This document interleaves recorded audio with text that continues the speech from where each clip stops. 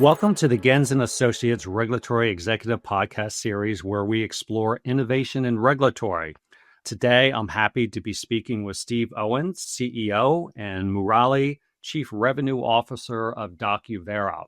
So I've been looking forward to this, gentlemen. We met it just seemed like a couple of days ago, but it was in May at the Extido conference, and got to dig in a lot deeper with what you guys are up to, and more importantly, where you're going. So that's when I said, we got to get you on the podcast. There's a lot of great things going on in the Docuvera world. So before we get started, if you could introduce yourselves and the company for our listeners, that would be great.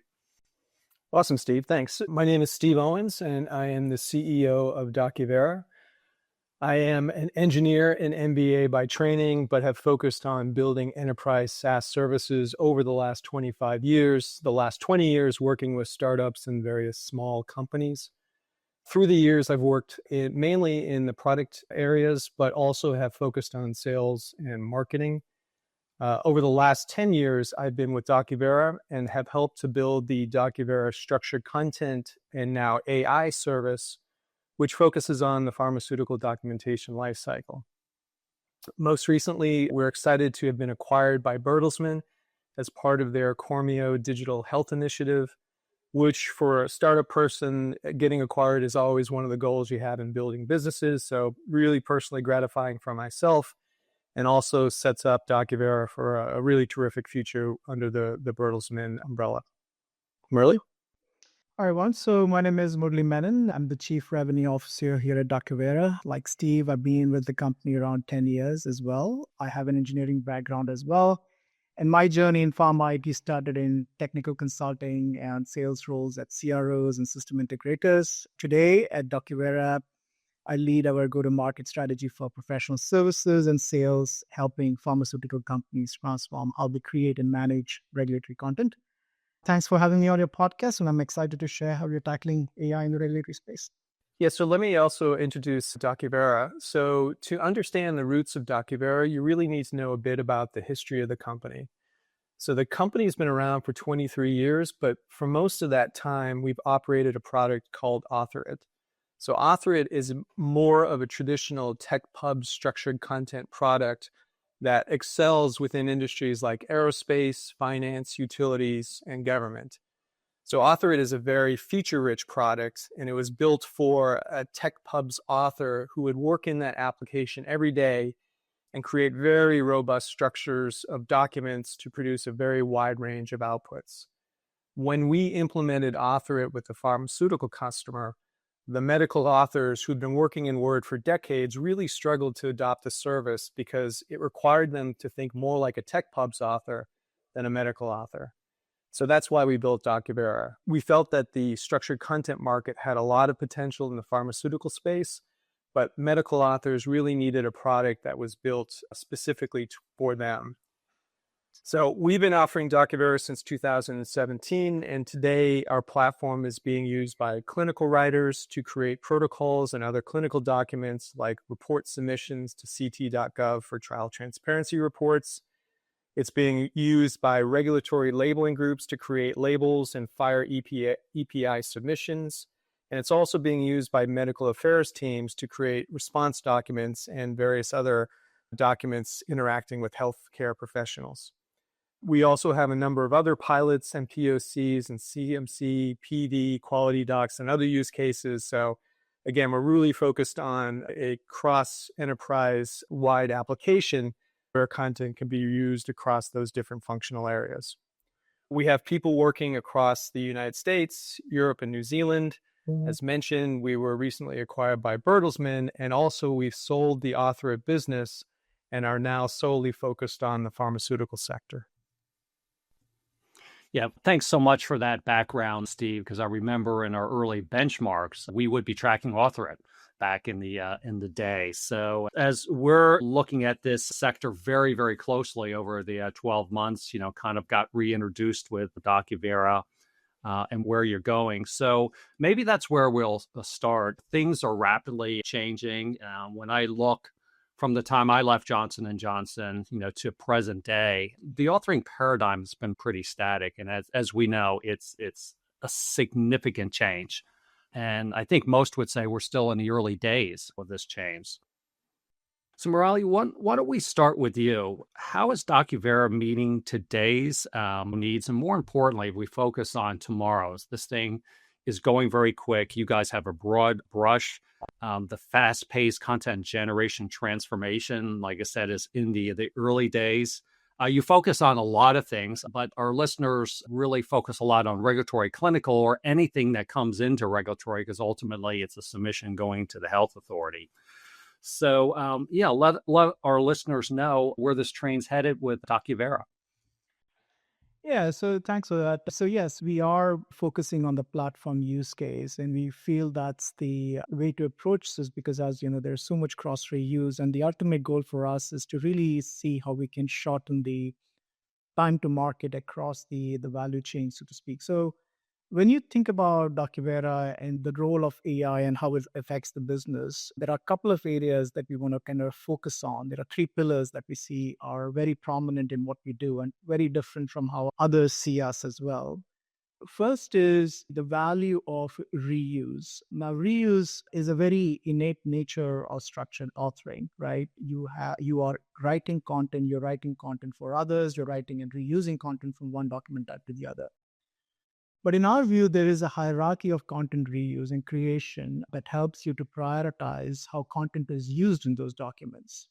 And this is very, very important to us. So, if you are in the new AI paradigm and you want to create content, there is a methodology that we typically follow here at Docuvera.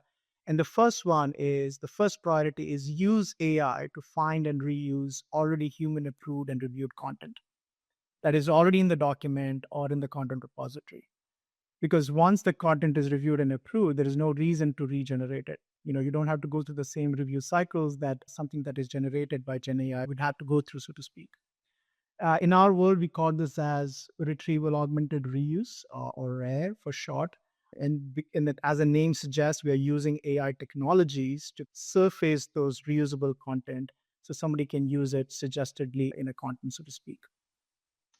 If you dig down deeper, if the reusable content is not available, then you move to the next stage gate, which is where you use AI technologies to find these reusable components that are near similar, right? And this is still valuable because if you can't use 100% of what is already human reviewed and approved, you can potentially use 80% of it, then transform the rest of it to meet your requirements, right? So in this example, we show the user what has been modified, who changed what, etc. And because the majority of the content is already reviewed and approved, you save a lot of time basically in the review process. And we call this retrieval augmented transformation, or RAT for short. And when you really get into the generative AI piece of stuff, where if the reuse is not available, if the near similar content cannot be transformed, then use generative AI to generate new content. And that generated content then does go through a human review approval process. And this is where we feel we are different, where reuse is still critical to us. If that's not available, transformations are important. And thirdly, we use Gen AI. To go back to your point, the other differentiation is we are a platform. We are heavily focused on the governance of the content, the life cycle management of this content. We are absolutely certain that to implement AI, you still need a governance layer. So your content and your process are still compliant and validated. So just give you some examples. You still need to be able to clearly distinguish between machine readed, generated, and human reviewed content, right? In a validated system, that's really important. You really need to have workflows that have machine generated first draft content and reviewed and approved by humans, right? On the export and submission side, you need to be able to use some of that content to put into various formats and put that content to different work streams and so on and so forth. Permissions is very important. And we all know that in this pharma ecosystem, we have large systems and we need to really play nice with each other, right? So having open APIs or a service layer that kind of integrate with partner technologies, with customer technologies is super important to us. So in summary, the governance is a guardrail that we wrap around the AI, and it's super critical for turning these AI technologies into a solution that can operate within a regulated environment. I think it's all about eliminating manual, repetitive, and low value tasks, right? Be it tagging the content rightly, searching for the right content, transforming the content the right way, enriching the content as it comes along, quality checking as we go along, and then basically distribution of this content through advanced technologies is super, super critical. We are building AI tools ourselves, but we are also working with partners and customers who have domain specific models and tools. And this open technology, the open platform, and open governance platform is really what sets us apart. And we are really aligned to all the regulatory standards that are coming up, and that can be extended through the APIs. So, to summarize this, I actually have 3 points here. The three buckets, because most people think about it as two buckets. And this, for me personally, was a really kind of good education about that middle bucket. You have your rare, your rat, and the new, but it's the one in the middle that I just don't think there's enough of a conversation about the near similar. And that's some of the beauty of the technology. Is it close enough that I'm going to get it, I'm going to transform it, and I'm still, by doing that, going to significantly reduce the time in the authoring. The other thing that I noted here that I really like is we talk a lot with our clients in our research. We test it because there's a direct correlation with data quality governance practices, the maturity of those, and good data quality or good content quality, because it kind of starts with that's a foundation on that. So the fact that you have a lot of governance wrapped around your platform, that's really, really important. And people that get deep into this topic know that it's not only important, it needs to be consistent, right? So, and maybe, Steve, this might be a kind of a nice setup for the second area that we want to explore, that there's a lot of stats out there with productivity. We're trying to get a really good handle in our fall research from original goals on transforming the authoring transformation, things like this. And then, through pilots or in production, what you're getting. But you work with a lot of clients, and I just wanted to note this. And for our listeners, it's available on the Docuvera website, but 82% content reused, 110% productivity, under 45% ROI achieved.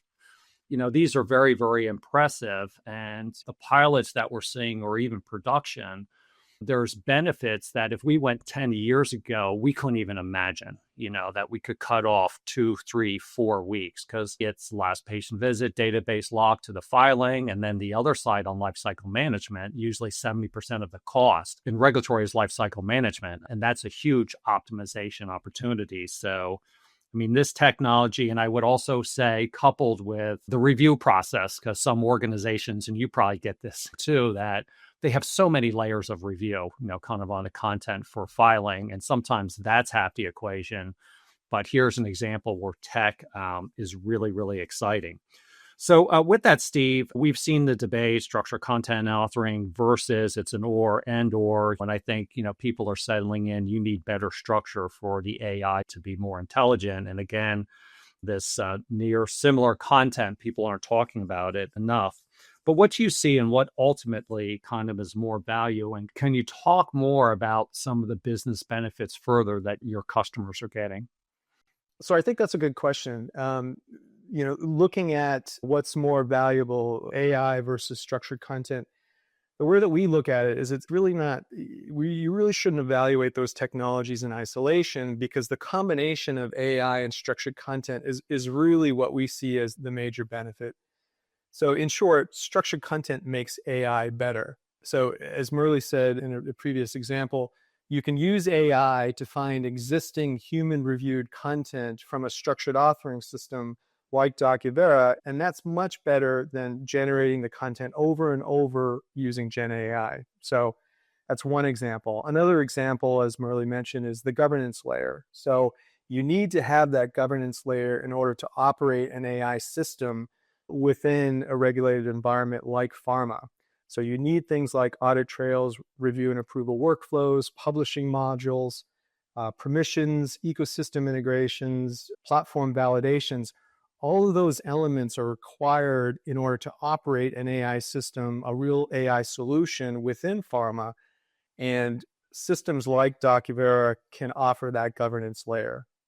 The third point here, and Steve, you mentioned this earlier, is AI operates much better when it's working with well-structured content that is tagged very well. So using structured content tools to migrate your unstructured content into a system like Docuvera, having that content then componentized, AI sitting on top of Docuvera is just going to operate a lot better because, again, that content is well structured and it's well tagged. So the bottom line is AI is much improved by using structured content. The reciprocal is also true. So AI will make structured content better. So as Murali mentioned, you can use AI to generate a paragraph of information that is based on existing components within your system and is aligning to writing guidelines and regulatory guidance. And that's much easier to use that using a language model versus writing that content manually. Murali also mentioned content integrity tools. Doing a first pass of a review using these AI-based content integrity tools is a much, again, more efficient way to spot potential errors and omissions than reviewing that document manually. So AI is making structured content a lot better as well. So from our perspective, we really believe you can't have one without the other. It's the combination of structured content with AI that gives customers an efficient documentation system with the compliance necessary, again, to operate within a regulated pharma industry. So, Steve, I have my business benefit cap on when you're talking, and let me test things out because, when any kind of business benefit, if it's, it's always a combination of technology and process, or in this case, the review cycle process, that you get a certain ROI. But really what I'm hearing that it's almost like a curve on the ROI here, because as you can transform more existing content into better structure, you have a higher degree of reuse. And I really like it how you explained it. They complement each other. It's bi-directional, right? So the more over time, the more structure you have. And the AI is getting smarter, as usually would say year by year. It's almost minute by minute, in this paradigm.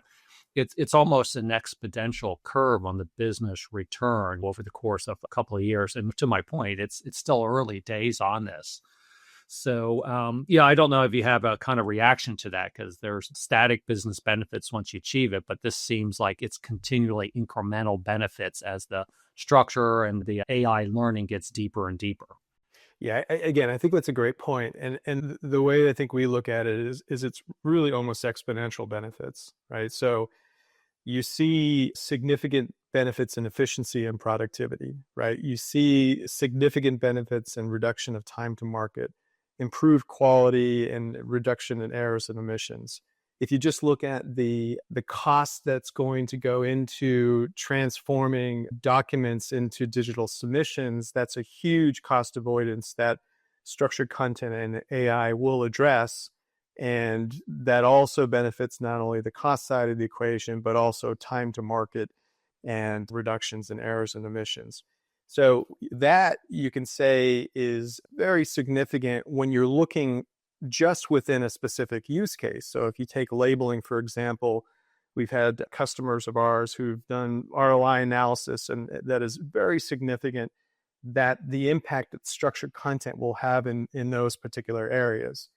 Now you do what you just said. You layer AI on top of that, which reduces a lot of the manual nature associated with structured content. And then the exponential part of the equation kicks in when this is now operating more on an enterprise-wide basis. So when you can start to link your clinical information with your regulatory information, and then that feeds down into PV or CMC, or it feeds down into medical affairs, you just continue to drive more and more value across the board. So I am incredibly excited with what the potential is of what we're doing around structured content, around AI, especially as it then gets applied across various use cases within an enterprise.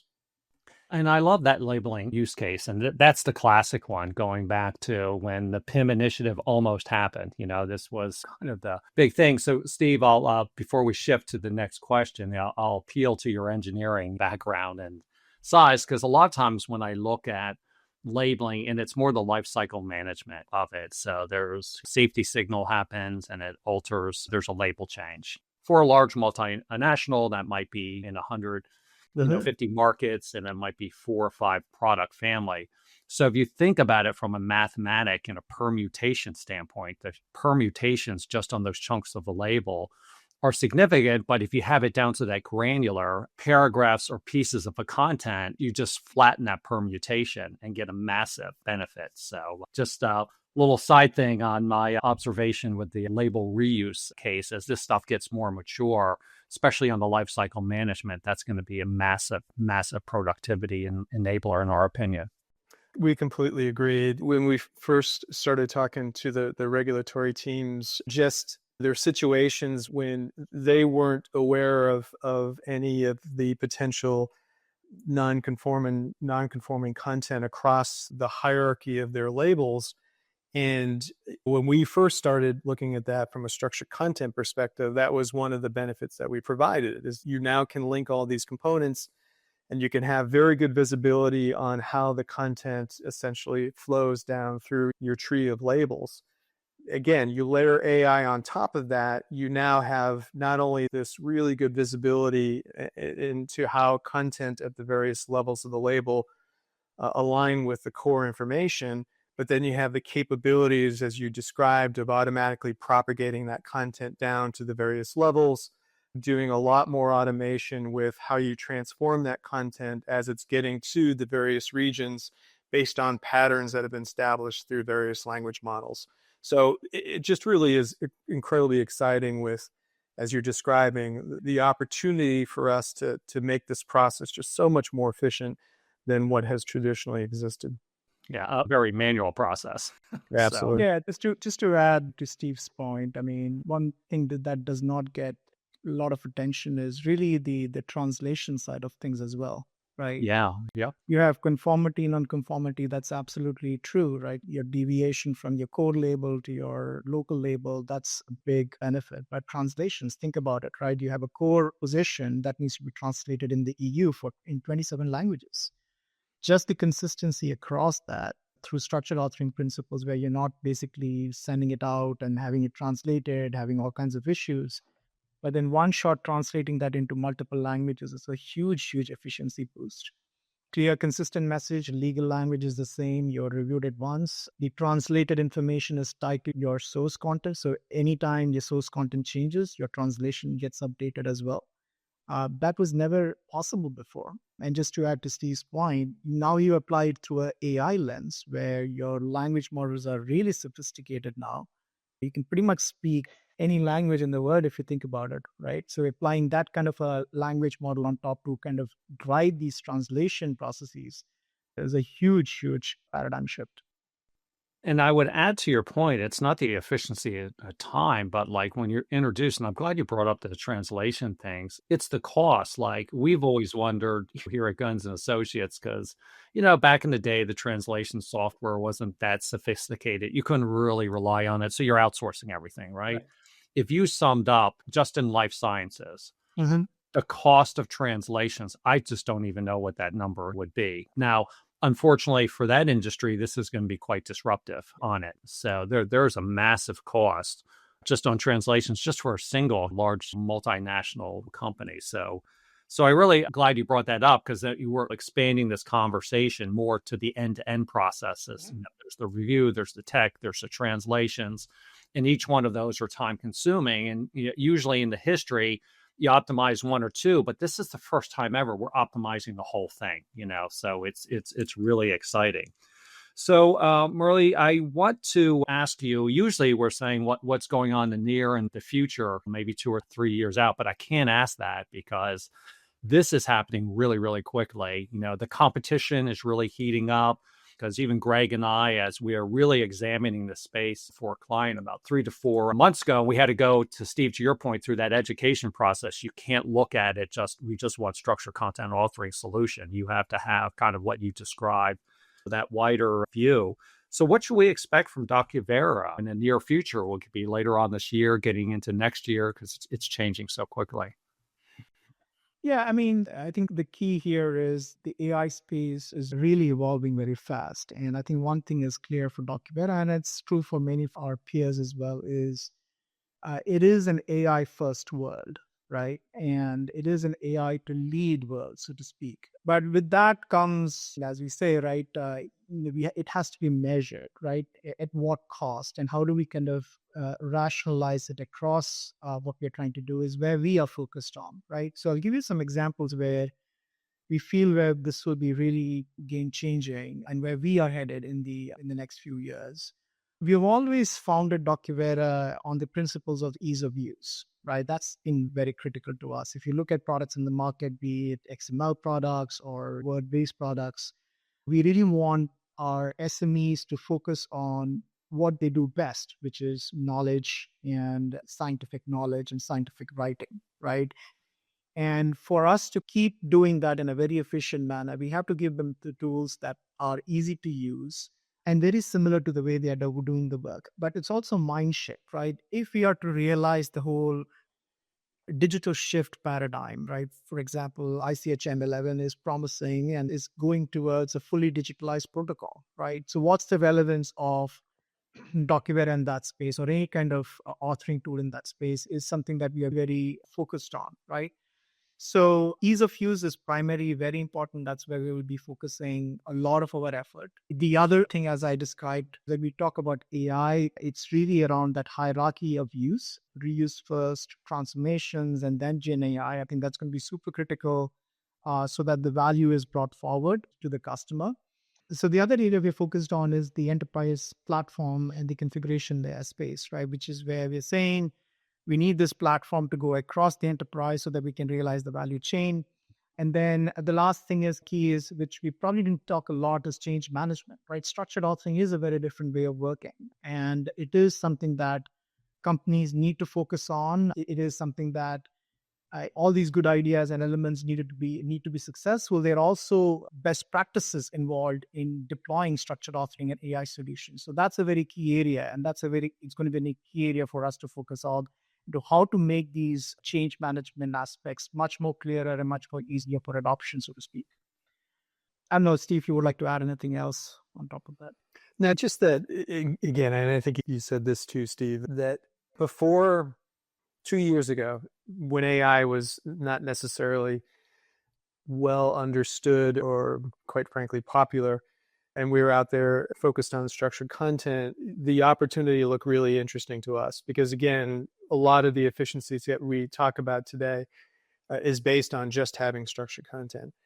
I just feel like now when you take that AI layer and you put it in on top of structured content, as we talked beforehand, we really see exponential growth in the business as well as the opportunities, and it's just really exciting. When across many industries, but specifically for pharma and within the documentation space that we're operating. So I think there's just really tremendous opportunities moving forward.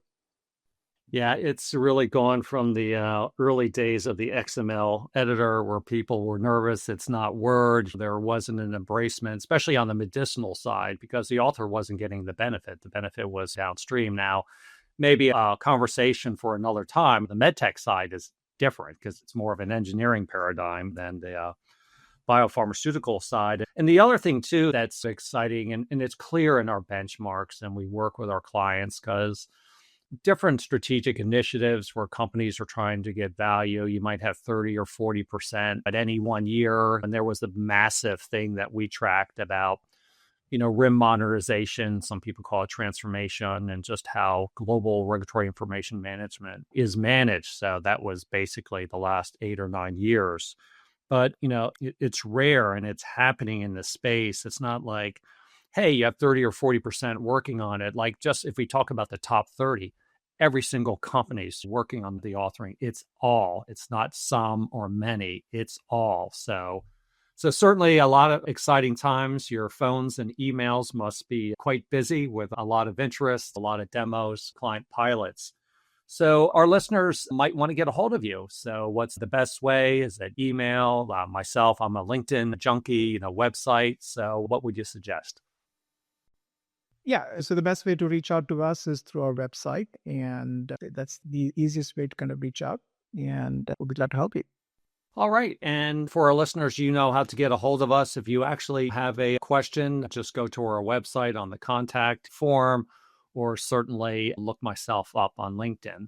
Steve and Murali, thank you so much again. I was looking forward to this. I certainly have learned a lot today, and especially at that middle layer about the near content and the transformation of that. And that was a really beneficial conversation. So thank you so much. And this train is a bullet train and going very quickly. So maybe next summer we'll have you back on and see where Docuvera is at. So thank you very much. Thank you, Steve. Thanks for having us.